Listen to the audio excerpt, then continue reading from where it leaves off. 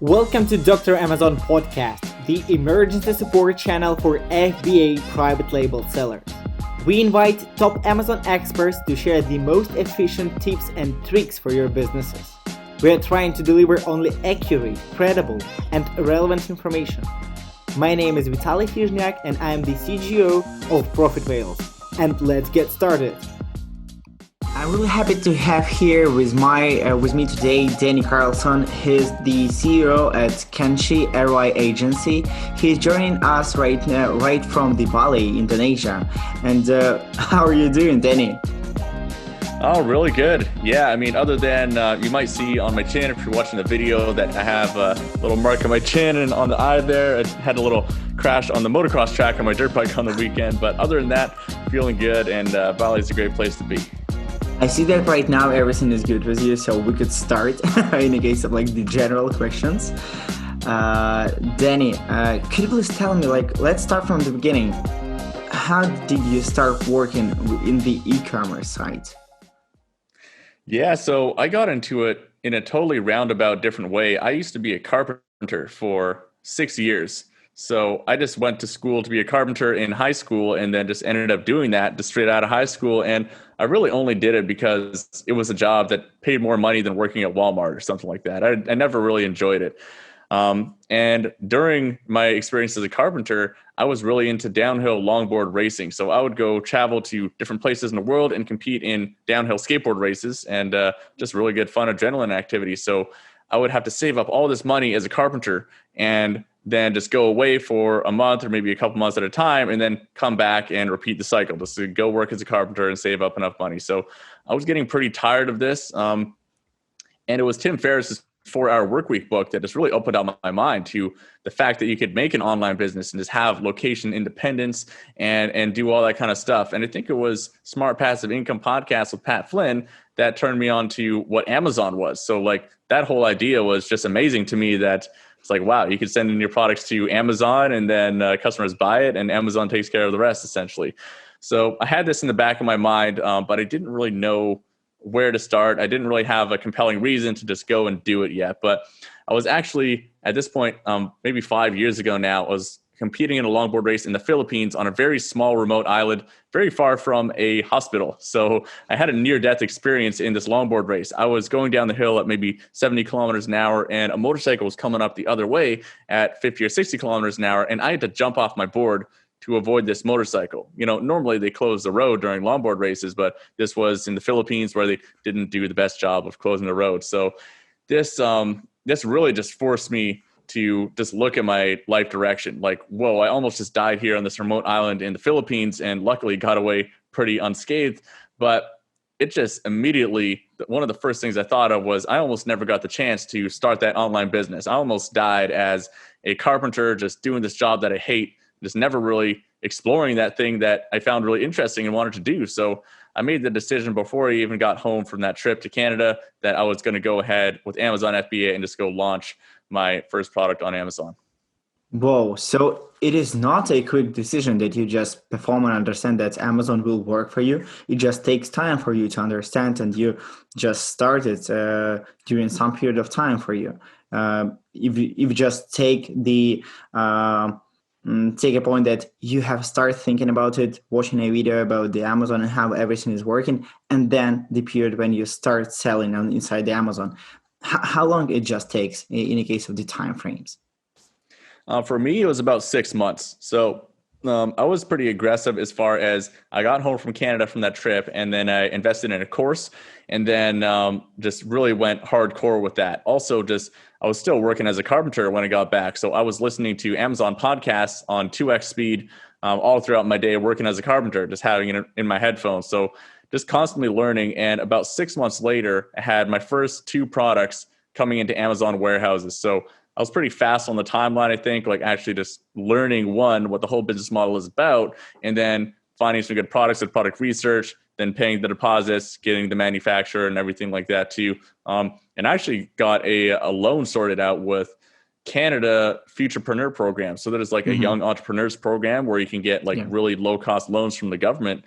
So I just got all of that lined up, and 6 months later, the products were launching. It started going decently well. Like it was selling one of my products started selling $10,000 a month of revenue just kind of immediately, and started growing from there. And then so about 6 months later, after that point, I'd actually started having some pretty good growth. We were at about $40,000 a month, and I just invested in some new products to go launch some new products. But then I had my first really big setback, which was my Amazon account got suspended. So I went from $40,000 a month revenue to $20,000 in debt with zero revenue overnight. Now, it was a really scary situation. So I had new products on the way from China. I had invested in big, large consolidated sea shipments of my current products to bring costs down, and just really overextended myself when it comes to, maxing out lines of credit and stuff to really try to grow this thing big. And then I just got caught at the worst possible moment with an Amazon account suspension, which is every seller's worst nightmare, right? Yeah. So I made the call at that decision to really put my energy into this agency that you see behind me here, Kenji ROI. So I had already been doing some Amazon listings as kind of a side gig just for my Amazon seller friends. So just writing their Amazon listings. So at that point, I was just, I kind of got a wake up call that, hey, Amazon can be a little bit scary, and it can be hard to extract money from it as well. So, sure, I was making $40,000 a month of revenue, but I was reinvesting all of it and then some into trying to grow into more products. So I wanted something that could give me a more reliable income stream while still managing the Amazon knowledge that I had acquired over the previous year at that point. So just really put the focus into Kenji ROI. And here we are 4 years after that point, and we are around 15 team members now at this point, and have a lot of clients in a really big space. And just really, it's been an interesting ride being on the agency side of the Amazon things instead of mostly in the Amazon product space. Then that is amazing because you have an experience inside the Amazon. You understand how to what the problems the Amazon sellers just have on the beginning, and how to solve them. And that's why you get this understanding of what agency you would like to have and how to get started. First of all, you started for helping your friends, and then you just became more and more that we could see. For example, now, 15 people more right now working and solving your problems and helping most of the Amazon sellers. That is really amazing. And if we will just come back into the what do you think was the biggest challenge for you when you start selling on Amazon? If we will, don't mind in case of the suspended account, something like that. Yeah, one of the biggest challenges really was getting all of everything set up, right? There's just so much work that has to go into even finding the right product. So product research, you have to find a product that's going to work within your budget that you're going to spend, and then also that has a good market for it. And then now you need to get your listing in place, the product photos, do your keyword research and write good copywriting and everything like that, and just get a good high converting listing. Okay, great. Now that's your base. And then once your inventory comes in from the manufacturer, which is a whole nother thing to sort out, and then now you have to do some kind of product launch promotion to get some reviews, also to get some sales through there, maybe your Amazon ads, and get that all set up. So what I just named off right there is a whole lot of different skill sets, not only skill sets, but a whole lot of different time. Unless you have enough money where you can just hire someone to do all of those different things, you're going to have to wear a lot of hats, learn a lot of different skill sets, and just coordinate a whole lot of different things to get even your first product on Amazon. So, it kind of ties back to the pain points of how Kenji ROI started out. Was I just learned all of those different things myself and how complicated it was to get that set up. And it turns out that 4 years later, a lot of other people have had the exact same problem that we've been able to solve for them. Yeah, that is every time the same in the case of these setup issues that a lot of clients have. They could be the experienced Amazon sellers, but now we see, inside the profit rails, we see that a lot of people, they need to understand how to do for example, management of the Amazon ads, how to make the setup correctly and how to make all these things done for working inside one main goal, like increase the organic sales or increase the revenue or something like that. They have all this understanding inside their mind, but they couldn't understand how to do it, how to handle all these processes. And that's why I absolutely understand you. I can't relate on it. What was the favorite thing that you right now love inside your work, inside your job? Yeah, my favorite thing currently has got to be Just investing in team members. So we're at the point in the agency now where we have some, like most of the team members that I work with directly are some type of manager, maybe like they're an account manager dealing with their clients, or they're an operations manager, or they're like a sales manager or something like that. So just like really investing in them with one-on-one trainings, and also developing their mindset so that they have the right mindset for everything like that. And just, it's essentially like coaching, right? Like if someone were to hire like a life coach, or like a a sales coach or a fitness coach or something like that, my job essentially now, and where I have the most leverage, and also one of the things I enjoy the most, is basically being that coach for the managers in my team. Is, how can I enable them to not only do really great work, but actually enjoy doing their work, and like make sure they're in a role that really fits their personality and everything like that. Like I want to make sure that if someone is an account manager talking to clients all day, that there's someone who really thrives off of talking to people and being around people, instead of someone who just really needs to keep to themselves and just focus on like really technical things. Right. So that's probably my favorite thing about what I'm currently doing at Kenji ROI. Right. Perfect. That is really cool. And I think that you have a really great understanding of what you should do right now, and how should you work inside your team with all your colleagues and team members that you have. That is really amazing, because it helps most of the people to achieve their results. It's not about the team, it's maybe also about the clients that you have. So according to that, what do you think the biggest thing that stops people on their way to success? That's an easy one. I think most people just block themselves from reaching the next level, subconsciously most of the time. So maybe an example of this is someone, they've gone through the Amazon training. They know the whole process. You have to, get a product and then invest in it. You have to do your product launch and PPC and all of those things. Well, maybe they're going to self-sabotage themselves by they actually order the product, but then when it comes time to spend the $1,000 or $2,000 on product launch with ads or whatever it is they're doing, they will stop themselves. They're like, I don't know, maybe I can like do it cheaper. Maybe I'll try to figure it out myself, or like whatever it is. And then they end up sabotaging themselves because they have that scarcity mindset. They're essentially blocking themselves from achieving the success. They know what they have to do. They have the training and they have the formula. But they just have the self-doubt. Is like, I don't know, like, is this actually going to work? So people will get into trouble when they're half committed. Right. So you've already committed to getting the product and paying for the manufacturer and putting in the work, but you're not fully committed. You're not doing all of the things you need to do. You're trying to, save money on like the most important part, maybe like the product launch is going to sabotage the whole thing.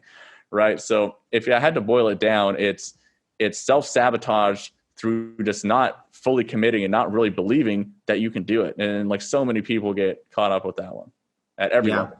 Exactly. It's fair enough. And I really can relate on it, because the same could see when we start working with the people, absolutely when we just hire it on the beginning, and we see how to help people just to grow, just to reach next level, and like do it step by step.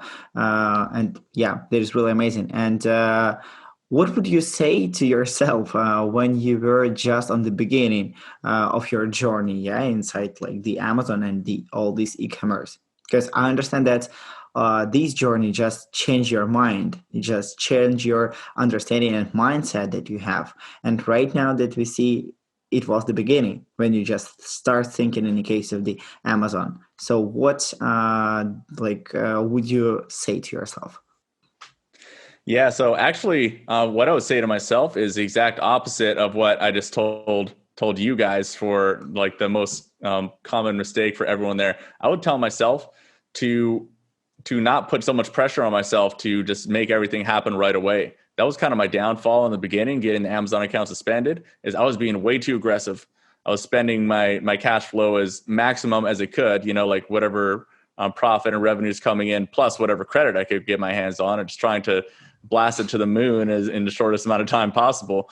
And what I know now about business, just based on my experience in the past 5 years, is that over a long enough timeline, as long as you're playing the long game, then you're going to win. If you're making decisions for the long term, then you're going to win over a long enough time frame. And if you constantly have the mindset that like, I need this to be $1 million business in the first 6 months or the first year or whatever it is, or else I'm going bust, then you're probably going to be making decisions that in the short term could be good, but they're not good long-term decisions. Almost always in business, the best decisions are going to come to fruition much further down the road. Like, you're going to invest a lot of time and a lot of money into something that a year from now, even multiple years from now, is going to be the best financial decision you've ever made. But it takes a lot of discipline to stay focused on making decisions like that, instead of trying to be like, how do I grow?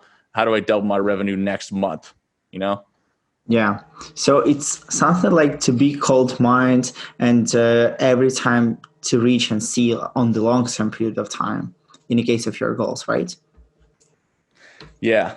And that's just a difficult thing for human beings to do. I think our natural tendency is to look in the short term, right? If you look at our wiring from our ancestors, it doesn't really make sense to be projecting 2 years into the future because our needs are like, how do I provide for my family and like have enough food and shelter and safety tomorrow or next week or something like that. So we almost have to add that additional layer of planning and just kind of have that as discipline.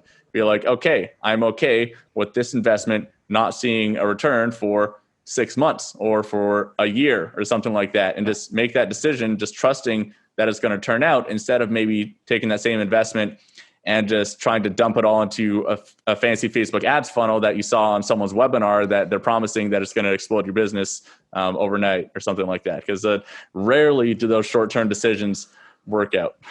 Yeah, exactly, Danny. I really can relate on it, and thank you so much for sharing all these stories with us and all these insights that you have just provided us. It's really cool and great, I guess.